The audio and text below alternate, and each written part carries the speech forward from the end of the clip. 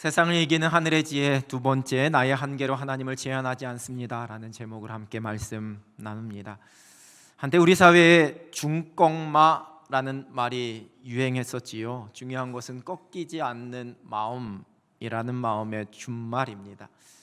많은 사람들이 서로를 그리고 자신을 막 응원하는 문구처럼 이 단어를 사용하고 있습니다. 이러한 중꺾마를 삶으로 보여준 한 사람이 있습니다. 화학회사의 연구원으로 자전거 유튜버 활동도 하고 있었던 박찬종 씨. 2년 전에 퇴근길에서 자전거를 타다가 큰 사고를 당하게 되었습니다. 2차로를 주행하던 5톤 트럭이 인도까지 밀고 들어오면서 박 씨를 덮치게 되었고, 그는 이 사고로 이 왼쪽 다리를 무릎 위까지 절단해야지만 되는 아주 큰 수술을 받았습니다. 절망에 빠질 만도 했지만 사고를 당한 지 일주일 만에 나는 괜찮습니다 라는 말로 시작하는 글을 소셜 미디어에 올리면서 화제가 되었습니다. 그리고 그 병상에서 장애인 사이클 선수가 되기로 결심했습니다. 다시 자전거에 오른 그는 지난 5월에 전국 장애인 사이클 선수권 대회 2관왕에 올랐고 2026년 장애인 아시안 게임과 2028년 로스앤젤레스 패럴림픽 출전권을 따낸다라는 계획으로 아주 열심히 훈련하고 있습니다. 그가 사고를 당하고 난 이후에 쓴 에세이가 있습니다. 제목이 내 다리는 한계가 없다입니다.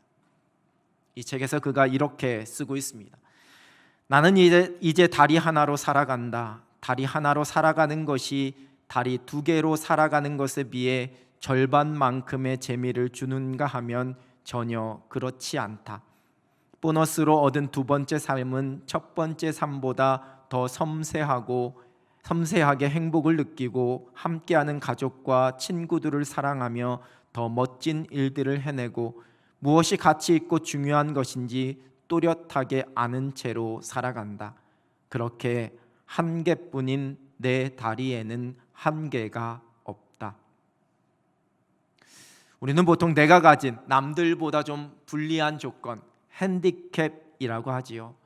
그러한 핸디캡을 이렇게 극복한 사람들의 어떤 인생 스토리에 감동과 도전을 받습니다.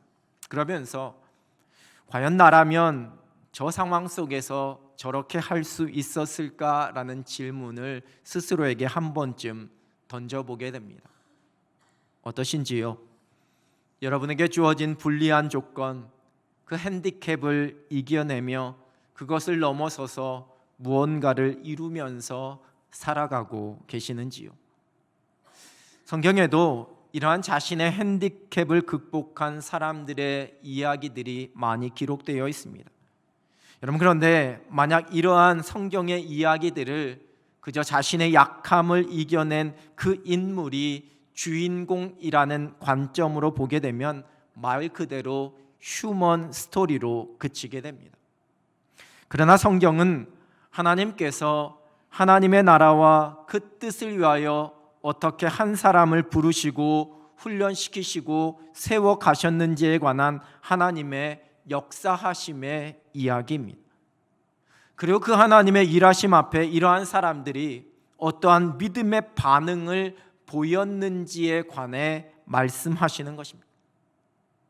세상에서 듣게 되는 인간 승리의 휴먼 감동 드라마와 성경에서 읽게 되는 믿음의 승리의 이야기는 조금 다릅니다.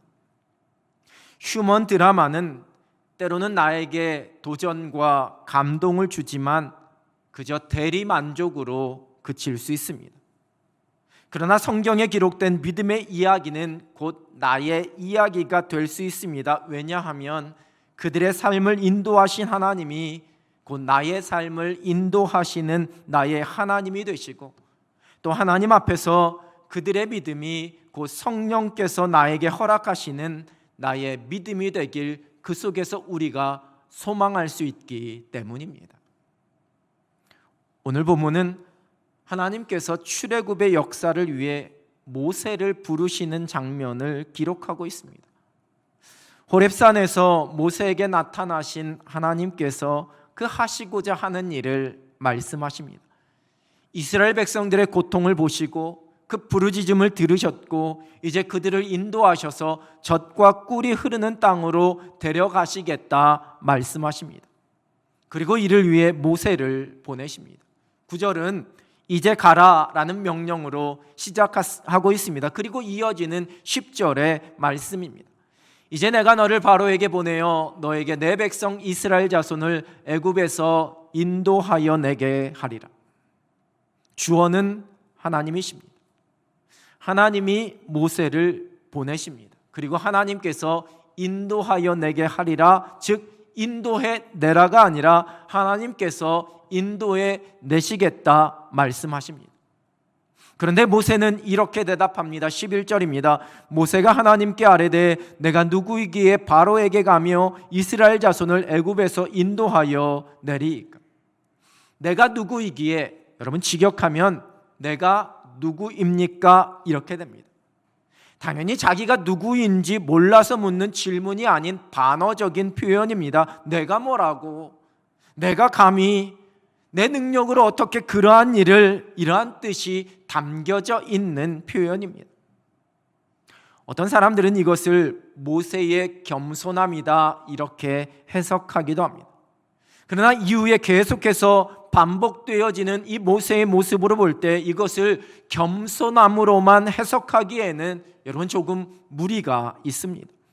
오히려 우리가 주목할 것은 10절 말씀에 보내시고 인도해 내시겠다라는 말씀의 주어는 하나님이시지만 이 11절 말씀 모세의 대답 속에 주어는 내가, 즉 모세 자신이 주어가 되었다라는 사실입니다. 여러분 요즘 정치인들이나 정당을 보면 서로의 말을 잘 듣고 그 말에 대답하는 대화가 아니라 각자 그냥 자기 하고 싶은 말만 막 쏟아내는 것처럼 그렇게 보입니다. 우리가 흔히 소통의 부재라고 이야기하는 전형적인 모습이 남의 말은 듣지 않고 자기 말만 하는 것이지요. 옛날에 사오정 시리즈라는 유머가 있었지요. 잘 듣지는 않고 자기 생각, 자기 판단, 자기 하고 싶은 말만 하는 모습을 풍자한 유머였습니다. 오랜만에 하나 소개해 드려볼까요? 썰렁해도 책임은 지지 않겠습니다. 사오정이 회사에 취직하려고 이력서를 쓰고 있습니다. 이름 사오정, 본적 누굴 말입니까? 주소 뭘 달라는 겁니까? 호주 가본 적 없음, 성별 사씨, 신장 2개 다 있음, 지원 동기, 지원은 동기가 아니고 나의 후배임, 자기소개 우리 자기는 아주 예쁨. 초점이 전혀 맞춰지지 않은 이러한 걸 가지고 이 서로 상호작용을 하지 못하는 모습을 풍자했던 유머입니다. 하나님은 모세에게 내가 널 보내고 내가 이스라엘을 인도해내겠다 말씀하시는데 모세는 내가 누구라고 바로에게 가고 내가 어떻게 이스라엘을 애굽에서 인도해내겠습니까? 라고 대답하고 있습니다. 하나님이 하실 것이라 말씀하시는데 모세는 내가 어떻게 합니까? 라고 말하고 있는 겁니다. 마치 사오정과 같은 대답입니다. 그럼에도 하나님께서는 반드시 함께 있겠다 말씀하시면서 계속해서 이 모세를 격려하십니다. 이 본문 이후에 펼쳐지는 말씀 속에서도 모세는 내가 할 수 없음을 계속해서 호소합니다. 이스라엘 백성들이 나를 보내신 분이 누구냐고 묻거든 어떻게 대답할지를 묻자 하나님께서는 하나님이 어떠한 분이신지를 아주 상세하게 말씀해 주십니다. 분명히 나를 믿지 않고 내 말을 듣지 않을 것이라고 말하자 하나님께서는 그 지팡이가 뱀이 되는 것을 보여주십니다. 그 손이 나병으로 씌워졌다가 다시 온전케 되는 모습도 보여주십니다.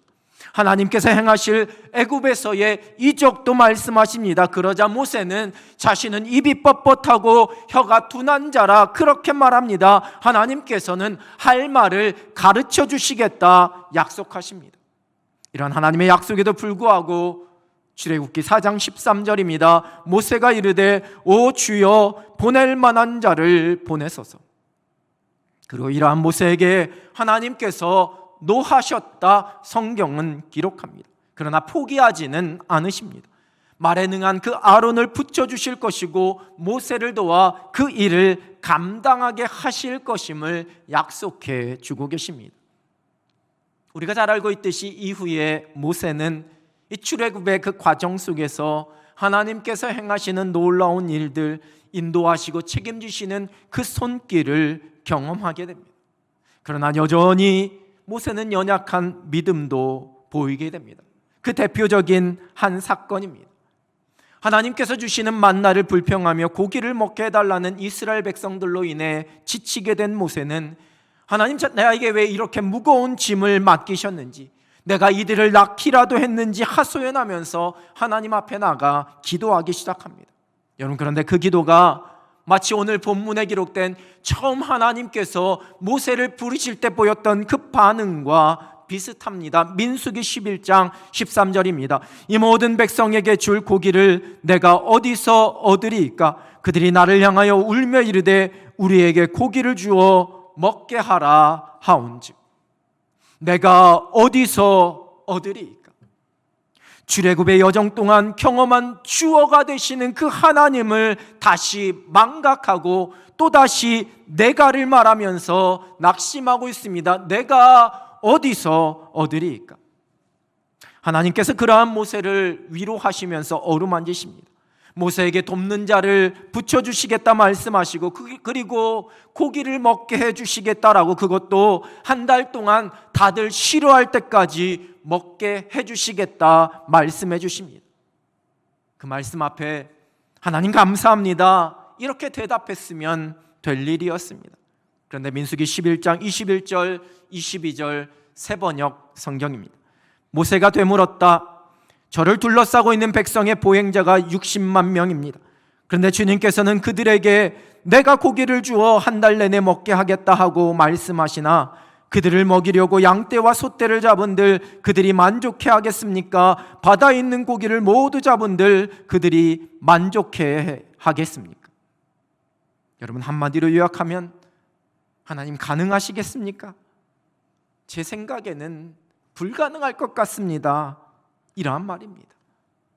여러분, 이 말에 대해 하나님께서 말씀하십니다. 23절입니다. 여호와께서 모세에게 이르시되 여호와의 손이 짧으냐? 내가 이제 내 말이 내게 응하는 여부를 보리라. 모세는 자신을 보내시는 하나님의 말씀 앞에서 내가 할 수 있는 일이 어디까지인지, 나의 능력이 얼마만큼인지를 골몰이 생각하고 있습니다. 나의 능력의 한계에 대해서 계산하고 있는 겁니다. 과연 내가 할 수 있을 것인지, 누가 나를 믿어줄 것인지, 애굽 왕 바로를 내가 설득할 수 있을지, 그리고 나는 말을 잘 못하는데 백성들 앞에서 내가 제대로 이야기나 할 수 있을지 계산하고 있습니다. 그리고 할 수 없다고, 불가능하다라고 생각합니다. 그 많은 이스라엘 백성들에게 내가 어디에서 고기를 구해서 먹일 수 있을지를 고민했습니다. 고기를 주시겠다라는 그 하나님의 말씀 앞에서 이 많은 사람들을 다 먹이는 것은 내가 아무리 생각해도 도저히 불가능한 일이라고 대답하고 있습니다. 자신의 능력의 한계, 그리고 또한 자신이 경험하고 알고 있었던 지식과 경험으로 이루어질 수 있는 일의 한계가 어디까지인지를 지금 계산하고 있는 겁니다. 그러나 하나님께서는 계속해서 하나님의 살아계심과 하나님의 함께하심과 하나님의 전능하심을 말씀해 주십니다. 하나님은 스스로 있는 완전한 자라고 말씀하십니다. 하나님이 함께 있어 다 가르쳐 주시겠다 말씀하십니다. 하나님께서 애굽을 치실 것이라 말씀하십니다. 하나님이 고기를 주어 먹게 할 것이라 말씀하십니다. 무엇보다 여호와의 손이 짧지 않으심을, 하나님은 어떠한 한계도 어떠한 불가능도 없으신 전능하신 분이심을 말씀해 주고 계십니다. 영국의 철학자인 프랜시스 베이컨은 새로운 논리학이라는 저서에서 사람이 빠지게 되는 4가지의 우상에 대해서 이야기했습니다. 그가 말한 우상이란 사람의 올바른 판단을 방해하는 장애 요인, 어떠한 선입견이나 편견 등을 의미합니다. 우리가 자연이나 세계를 올바로 인식하고 그 속에서 진리를 얻기 위해서는 이러한 우상을 극복해야지만 된다라고 주장했습니다. 그 네 가지가 종족의 우상, 동굴의 우상, 시장의 우상, 극장의 우상입니다. 이 중에 동굴의 우상은 평생 동굴 속에 갇혀서 살던 사람이 동굴 바깥의 세상으로 나오게 되더라도 여전히 그 동굴 안에서 가지고 있었던 자신의 주관이나 그 경험만을 가지고 그 세상 밖의 그 모든 일들, 어떠한 사람들이나 현상을 대하는 것을 의미합니다. 즉 개인이 주관적으로 가지고 있는 자신의 성격, 내가 누렸던 경험, 내가 받았던 교육, 내가 가지고 있는 습관, 나의 환경 등에 갇혀버려서 어떠한 일이나 사물에 대해서 정확한 판단을 하지 못하는 것을 말합니다. 여러분, 우리는 오직 내가 경험한 것, 내가 배운 것, 내가 알고 있는 것, 내가 생각할 수 있는 범위 안에서 모든 것을 판단하고 그리고 그 한계를 지어버리게 됩니다. 대부분의 사람들이 무의식적으로 인식하고 있는 한계 중에 가장 대표적인 것이 죽음입니다. 모든 사람들은 죽는다라는 사실은 인간이 뛰어넘을 수 없는 마지막 한계라고 생각합니다. 그래서 사람들은 죽음 앞에서 두려워하고 절망합니다. 그리고 그 두려움을 어떻게든 이겨내보려는 시도로 나름대로의 사상도 철학도 그리고 종교도 만들어냅니다. 그러나 결국 죽음이라는 한계 앞에서 주저앉습니다. 때로는 그 죽음에 대한 자신의 생각의 한계 때문에 예수님의 말씀도 믿지를 못합니다. 요한복음 11장 25절 26절입니다. 예수께서 이르시되 나는 부활이요 생명이니 나를 믿는 자는 죽어도 살겠고 무릇 살아서 나를 믿는 자는 영원히 죽지 아니하리니 이것을 내가 믿느냐. 자신의 이성과 자신의 경험의 한계로 이 부활의 생명의 신비를 제한하기 때문에 믿지를 못하는 겁니다. 일찍이 예수님께 밤중에 찾아왔던 니고데모도 그러했습니다. 거듭남의 비밀을 말씀하시는 예수님의 말씀 앞에 어떻게 사람이 늙으면 다시 날 수 있는지, 어떻게 사람이 두 번째 모태에 들어갔다가 날 수 있는지를 반문했습니다. 자신의 한계로 그 거듭남의 신비를 이해하려 했기 때문입니다. 그러나 성경은 분명히 말씀합니다. 우리가 끝이요 한계라고 생각하는 그 죽음이 영원하신 하나님 앞에 결코 한계가 아닌 그것은 또 다른 시작이요 또 다른 생명임을 우리에게 말씀해 주십니다. 로마서 6장 23절입니다. 죄의 싹은 사망이요 하나님의 은사는 그리스도 예수 우리 주 안에 있는 영생이니라. 부활하신 예수 그리스도로 말미암은 생명의 능력이 사망 권세를 이기게 합니다. 우리의 이성과 우리의 경험으로 하나님께서 우리에게 주시는 영원한 생명의 능력을 제한하지 않습니다. 우리가 이 믿음으로 살아갑니다. 절대로 해결할 수 없다고 생각하는 그 육신의 죽음으로 말미암은 한계까지도 넘어설 수 있는 사람들이 바로 예수 그리스도를 주라 고백하는 저와 여러분인 줄로 믿습니다. 하나님께서 허락하시는 구원의 은혜, 영원한 생명의 약속이 우리로 하여금 그 두려운 죽음의 한계도 뛰어넘게 해주십니다. 우리의 한계로 영원하신 하나님을 제한하지 않습니다. 경수가 끊어진 나이에 네가 아이를 낳게 될 것이란 하나님의 말씀에 사라가 웃었습니다. 자신의 한계로 하나님의 말씀을 판단했기에 도저히 있을 수 없는 어처구니 없는 일이라고 생각해서 나온 허탈한 웃음이었습니다. 그러나 하나님께서는 그 말씀, 그 약속대로 사라에게 이루어 주셨습니다. 그리고 다시 사라가 웃게 되었습니다. 그런데 그 웃음은 하나님의 살아계심과 하나님의 전능하심, 신실하신 그 은혜와 불가능한 일이 없으신 그 하나님의 손길을 맛본 이후에 나온 기쁨의 웃음이었습니다. 나의 한계로 하나님을 제한하지 않을 때에 우리가 하늘의 기쁨을 누리며 웃게 됩니다. 귀신 들린 아들을 예수님께로 데리고 나온 아버지가 말합니다. 마가복음 9장 22절 하반절입니다. 그러나 무엇을 하실 수 있거든 우리를 불쌍히 여기사 도와주옵소서. 아버지로서 그 아들을 위해서라면 무엇이라도 해보겠다라는 마치 지푸라기라도 잡는 심정으로 그리했던 것일지도 모릅니다.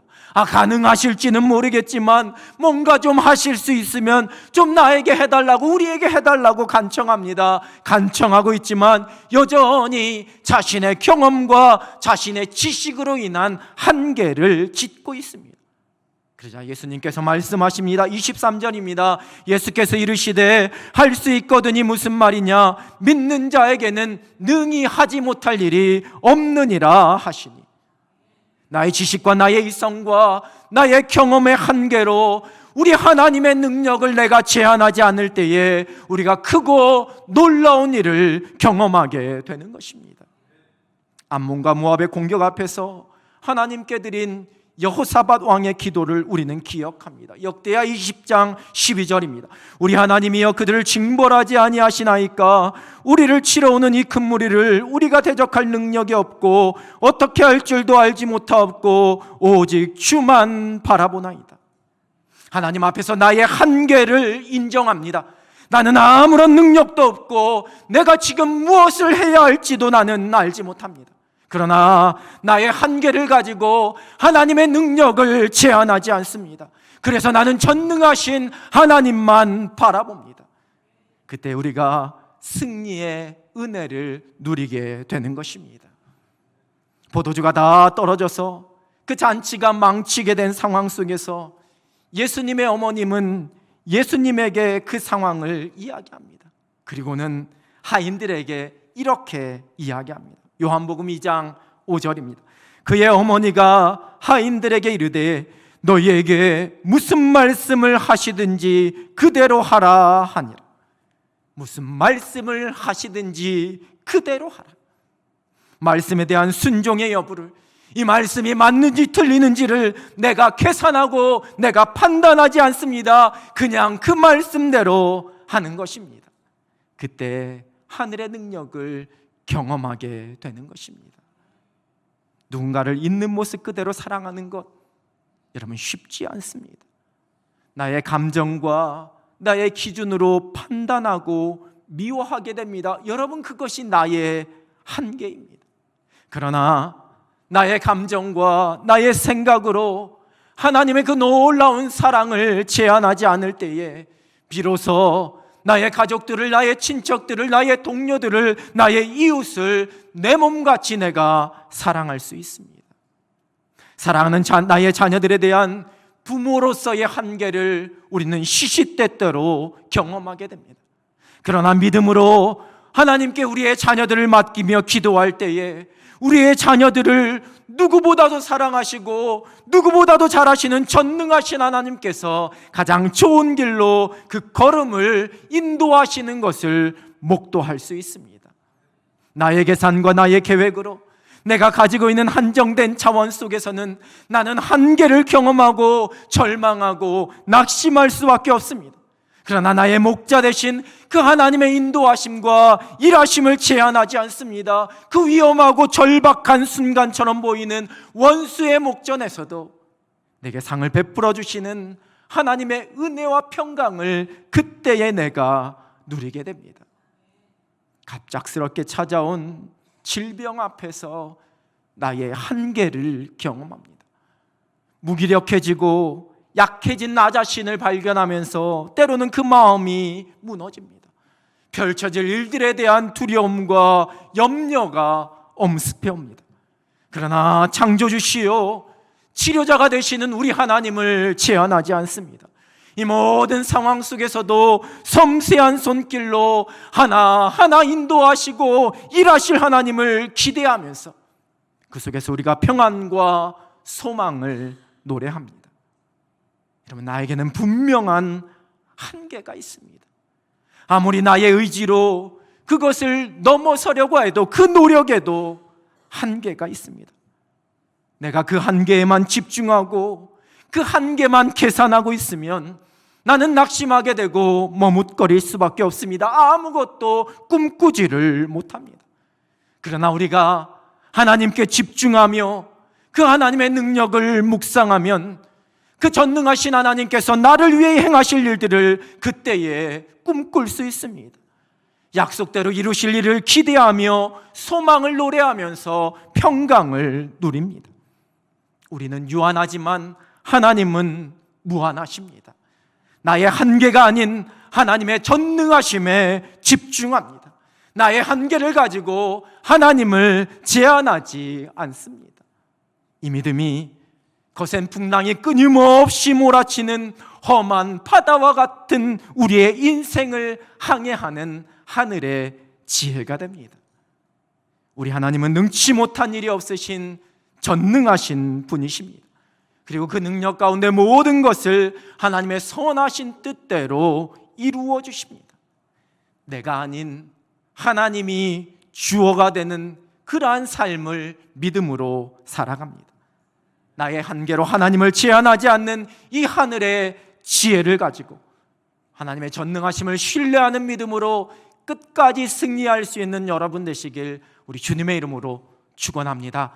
기도하겠습니다. 살아계신 하나님 아버지, 말씀을 통해 우리는 한계가 있고 우리는 유한하지만 하나님은 전능하시고 하나님은 영원하신 분이심을 깨닫고 고백하게 하여 주시니 감사합니다.